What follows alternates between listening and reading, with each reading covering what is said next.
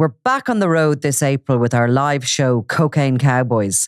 If you want to hear the story of Ireland's love affair with Colombian powder and those who made millions in the gold rush, join us in Galway's Town Hall Theatre on Saturday 6th of April, Killarney's INEC on Saturday the 13th of April. Tickets for Belfast's show have sold out on ticketmaster.ie, but limited availability remains at ulsterhall.co.uk. That's ulsterhall.co.uk. Eamon. Nicola, how are you? Good morning. What occurred in the courts? You were attending court on Friday because there was a Criminal Justice Bureau hearing our case and there was somebody going to defend themselves, which sounded like it was going to be entertaining.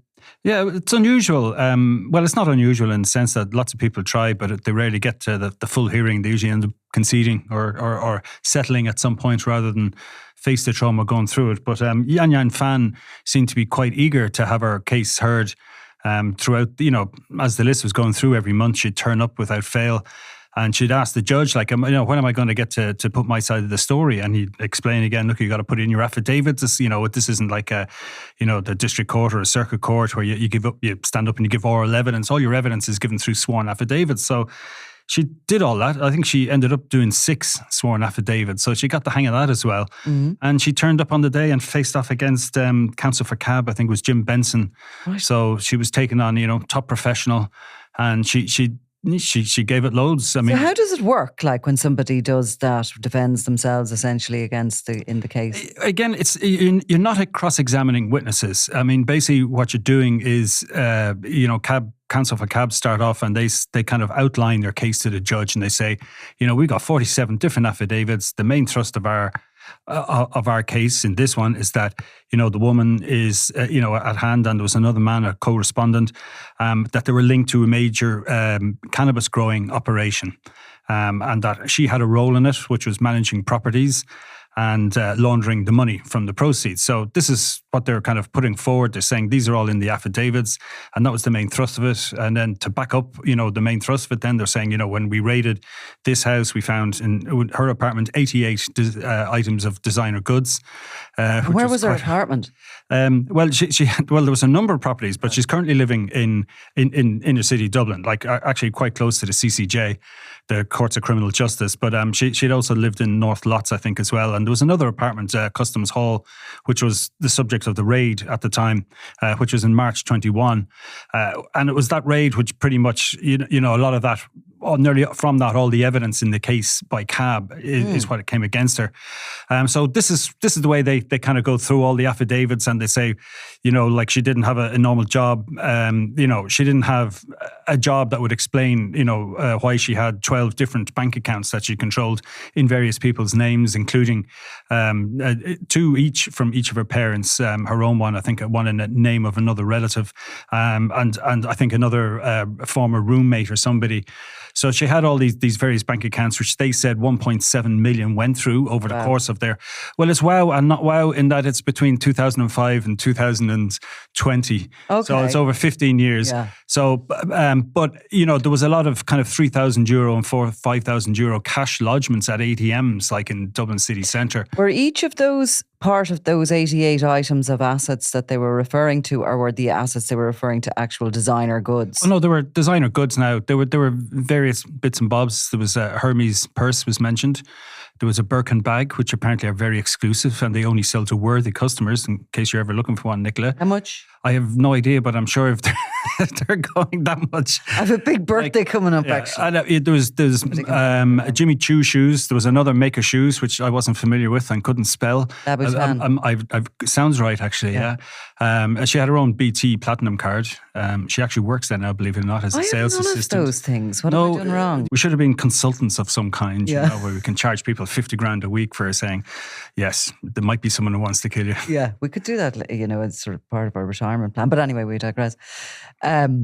So she's moving all this money through these accounts over a period of time. And And so this is what CAB are alleging. If we stick with the way you started it, they're putting all their application. They're referring to what's on all the affidavits, and that there was various amounts of transactions then from China as well, just under the 45,000 where you need to declare it. It was 44,000 and stuff like that, which she said was from her parents. That she's a spoiled child. She's the only child, which is not unusual in China where they had a one-child policy for decades, and that her father was a former civil servant, her mother had a fruit business, and they started off, she was pregnant, they wanted her to come home, so they had bought her an apartment in China, which they then decided they'd sell, and of course it was at the bottom of the market in Ireland. She got an apartment in Navan for 89,000, but didn't particularly like it. It was too much travelling into Dublin city centre where she worked. She felt it was in a rough neighbourhood, she said.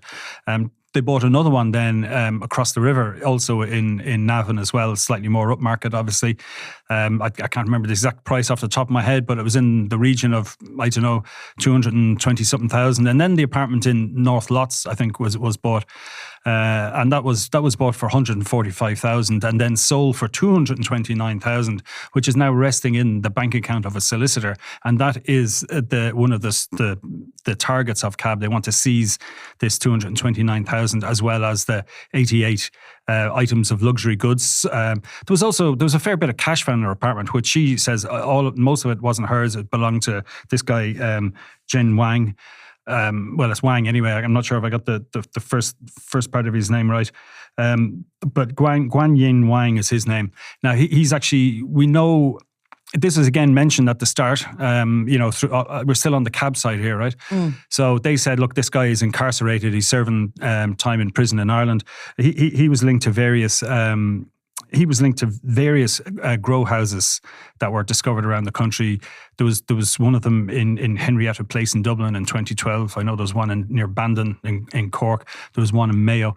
Some of them were quite big. I think one of the seizures was 1.1 million, and there was something like whatever the number of plants that were taken from that, twice that had been harvested from it already.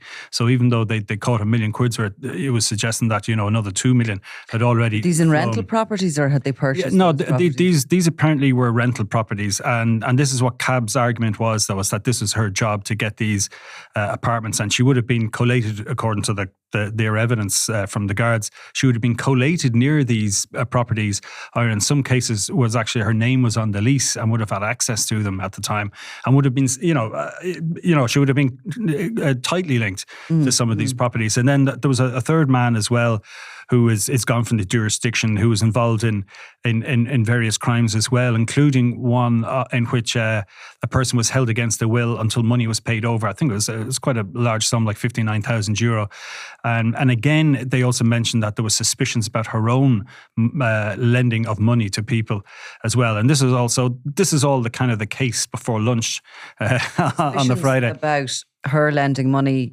As a money lender. Yeah, and so that was their argument. So I mean, it was a pretty kind of full on sort of, she's a senior operative in a transnational cannabis growing operation, and her role was renting properties and laundering the cash. And that's their argument, and that's the way they put it. So kind of they're breaking up for lunch then, and she stands up and you said, judge is saying, look, we'll be back at 2:00, and she says, well, am I going to be able to put my case then? And he goes, yes, of course you will. And it came back then, and Cab for Council finished off these little bits, and then she got going on her, and she understood perfectly, how the system works. The judge was saying, look, you can't introduce new evidence here now verbally, you can't do oral evidence. It already has to be in the affidavits. You had plenty of time. So if there's something you want to include, it's too late. You should have done it. And she allowed to refer to her affidavits. Yeah, and she would have, and she had some of her paperwork with her, and she blasted away at some of the main things that Cab were saying. She was certainly saying that Mr. Wang had been a boyfriend in 2001, and while he was staying in their flat in 2000 or something, 2001, 2002, they were in a romantic relationship. But then when he was arrested in March 2021 or around then, she went to do surety for him to give him bail. They were no longer in a relationship, but she let him stay in the apartment. And she was actually in China minding her parents in the aftermath of COVID when the first raid happened. And she was saying, look, that was the extent of my connection with him, just, helping out a friend. And that's very much it. Any of the cash that was found was his, nothing to do with me. And he's not contesting this at all. So he wasn't represented. He didn't turn up. So, it's in terms of the element of the case that pertains to him, which is, I think, the 14,000. I think there might be another bank account with a bigger sum of money. That's, it's a home run. They've hit the back of the net there. I presume they will, because it wasn't contested. So, the judge has nothing. There's no other evidence to consider apart from what Cab has done. But in terms of the 88, the shoes and the Hermes bags, I think the Montclair coat and all the rest, she was making a point, that she's no other hobbies. This is what she does. She likes to collect fashion goods, designer goods. She suggested the Birkin bag came from an American website paid with US dollars. She bought it in 2018. So she was making the argument that, how is this money laundering when I'm getting something from the States? I've never heard of a Birkin bag. Oh, Nicola, are you serious? Yeah. I can't believe it. Even the judge had heard of it. Actually, he was quite surprisingly interested in the Birkin bag. I happen to have read about it because I accidentally saw it while on news desk duty recently. Birkin bag, yeah. Birkin bag. Yeah, and there's two Californians currently suing the company. They're obviously fake or bakers because they're €27.44. But the ones you're looking at there. No, now there's one here. €27,000. Well, there you go. So it's a Hermes. Yes, but now Hermes actually came up as well. Now we'll go back to the Birkin, but the Birkin has been sued by two Americans who say their policy of exclusively selling only to worthy customers is discriminatory and that they're unfairly excluded. No wonder I don't know anything about this stuff. Well, I only know about it now because I've been going down to the cab hearing, so I wouldn't have a clue otherwise. You could impress at a dinner party from here on in. Yeah, my wife would probably kill me then. It sounds like I'm out shopping for her. Yeah. Or, well, even myself for that matter. But look, no, it's not happening ever, I'd say. So unsophisticated. But anyway, so there was one of the things she complained about, that there was a pair of Jimmy Choo shoes which were valued at, I think, 1,100 or 1,200 quid. And she said, well, I actually got them at a sale for €150 and produced a receipt, which is these laser printer receipts. And if you have one long enough, the print disappears. So, and that's, this, and she was making the point, look, all these shoes date for up until 2011, and none were bought after that because she had a baby, and you don't carry a baby in your high heels. And she was making this point to the judge.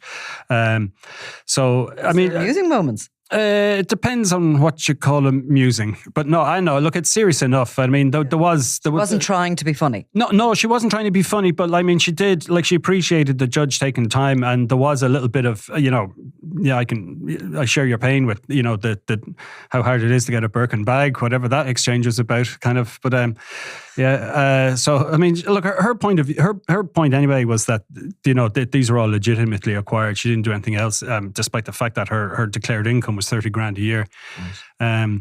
And then she was kind of explaining she used to work as a tour guide for Chinese tourists who generally bring in at least 3 grand in cash because they need that to get through emigration, that they have to show they have to support themselves. And then, this money, she's saying this is part of the reason why some of this explains some of the cash lodgements in various city centre ATMs. No, they weren't tips. They were giving her the money, and then she'd go and buy some items and send them back to China for them rather than them, bringing them back or whatever. That was the gist of it anyway, as far as I understood it. And that even kind of the 1 point, unexplained. Okay, so it was 1.7 million and then 1.5 of unexplained movement through the bank accounts. That this was explained by her as being basically it was circular money. That in some cases it was the money being sent by her parents.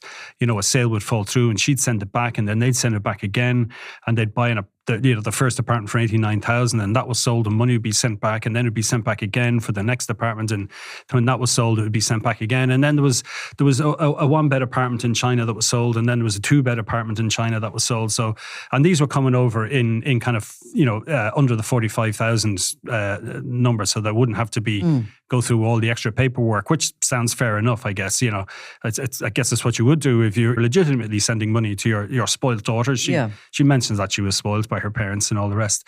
So So, I mean, that was her attempt, I think, at explaining that. She complained that, the cab had said that, some of the documents that she got from the Bank of China, were in Chinese. And she said, well, they had no problem understanding them when they were asking me questions about them. So, I mean, she was giving it loads back, So is that is the two sides have been put forward and the judge will come back with he'll reserve his judgment. I mean, he's got a few of them now. They're banking up a bit in cab. Yeah. So when he does these, they tend to be kind of written judgments, unless it's a very straightforward case like a single property or a single car or watch or something like that. He'll often say, look, there's no fear of danger or of the interest of justice being damaged, and I find in favor, but in this case, I think because she put up her defence, and knowing the way he operates, he will go through them. And I mean, it's a pretty substantial file. I think there is a lot of banking transactions, and they'll go through them. Obviously, whatever about if you're trying to explain why you have shoes, you or I might get away with it, but when you're linked to a criminal gang, it's a bit different, because of the way the legislation works. The onus of proof is on you, not on the state to do it. So, was there any value given to the 88 items in total? In total, well, I think there was something like 129,000 spent on the Platinum BT card. Over a period of time. You're making a face, Nicola.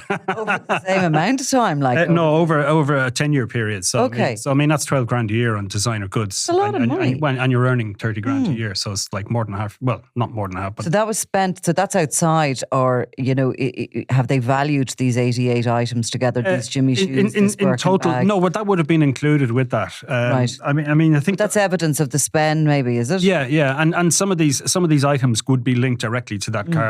I don't have the exact breakdown of 15,000 euro for this or that. Yeah. But I think it was, if you're looking at 88 items, 129,000. But I mean, it was probably more because seeing as there was so much cash floating around. And the items that you're mentioning are really high value. They're not just. They tend to be, yeah. Now she also claims that some of the items that were found were actually fakes that she bought in markets in China. And then there was a Louis Vuitton bag which she said she bought in China and brought back. And she said, why would she bring it back to here if she was, money laundering? This is her argument. And presumably this is what she has in her affidavits, which will all be considered by the judge. If he decides to believe her Did case. you say at the beginning of this she's working in Brown Thomas? Yeah, it came out in the middle of it. And that she works there now as a part-time assistant. She'd know her designer tags, all right. I think she certainly does, yeah. I mean, the judge commented on it at the end. He says you end up working for this after being their best customer. Yes. I'm sure they weren't expecting that, Brown Thomas. Well, look, put it this way. And I mean, it sounds like, if you're going to have some well-heeled tourists from China coming in to buy designer goods, which I'm sure they do, having a sales assistant who's, able to talk the talk and all the rest and of knows it the gear. Is going to be. Knows her Birkin bags, unlike me. It's going to be good at her job, needless to say. Well, look, that was an interesting case. That was well worth. Yes. Through, although torturous, I'd say. And no, it's not. I'm one of those weird people. I actually enjoy the old courtroom stuff, and like judges do like to go for their lunch break. So you do get to go for a lunch break, like have a little cup of coffee in the middle of 50 minutes, or look at your notes and try and remember what's going on. Yeah. Well, thank you very much, Eamon. And that story will be up online. It was in the paper on Sunday. Yes, and we're no doubt there'll be more. Exactly. Thanks a million. It's always a pleasure, Nicola. I'm Nicola Tallant and you're watching Crime World, a podcast about criminals, drugs and the underworld in Ireland and across the globe. Make sure you subscribe to our channel and turn on notifications so you can be the first to watch all our latest episodes. You can also listen wherever you get your podcasts.